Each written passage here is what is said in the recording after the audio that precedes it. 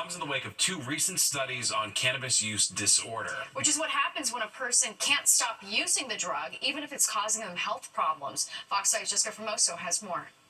According to a new study out of Canada, patients who were hospitalized for cannabis use disorder had a higher risk of death. The study itself is looking at a subset of people who have a specific disease called cannabis use disorder, where they are basically addicted, meaning if they try to stop utilizing it, they cannot. Researchers looked at 11.6 million people for several years. They found those who were admitted specifically for cannabis use disorder were 2.8 times more likely to die within the next 5 years than people without the disorder.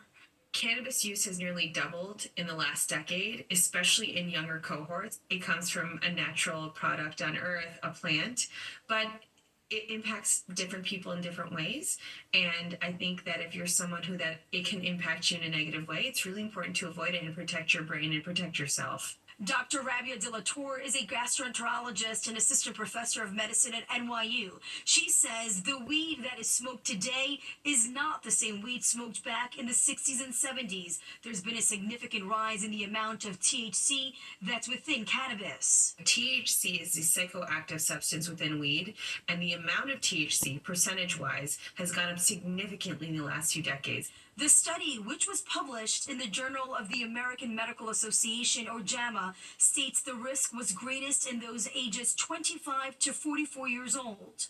Marijuana, for the most part, is legalized, and many more people are smoking it. Dr. Harris Straightner is an addiction specialist. I've seen more and more kids I've sent more and more kids to rehab, inpatient rehab, for marijuana in the past year than for any other drug.